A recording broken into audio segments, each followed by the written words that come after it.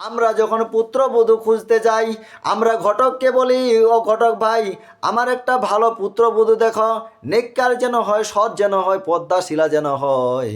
আমরা বলি আত্মীয় স্বজনদেরকে, আমার একটা ভালো পুত্র বধূর আপনার ব্যবস্থা করে দেন, যেন মেয়েটা ভালো হয়, সৎ হয়, নেককার হয়।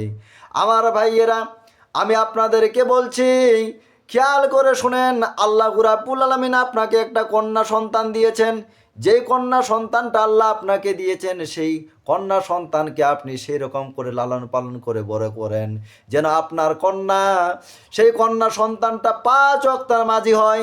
সেই কন্যা সন্তান যেন সকাল সন্ধ্যায় কোরআন তেলাওয়াত করে, আল্লাহর কোরআন তেলাওয়াত করে।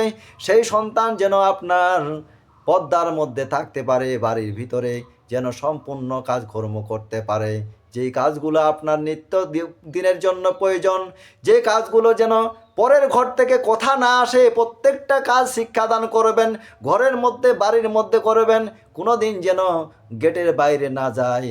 এমন সন্তান যদি তৈরি করে আপনি সৎ পাত্রে তুলে দিতে পারেন, আল্লাহ রাজি হয়ে, খুশি হয়ে আল্লাহর কাছে দোয়া করবেন, আল্লাহ আমার মেয়েকে যেমনভাবে সৎ পাত্রে ভালো করে সুন্দর করে আমি তৈরি করে দিয়েছি, আমাকে একটা ভালো পুত্র বধূ দান করো।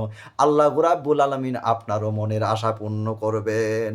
রাসূলুল্লাহ সাল্লাল্লাহু আলাইহি সাল্লাম বলেছেন, সমগ্র দুনিয়াটা হলো সম্পদ, আর দুনিয়ার যাবতীয় সম্পদের মধ্যে সর্বোত্তম সম্পদ হলো নেককার স্ত্রী।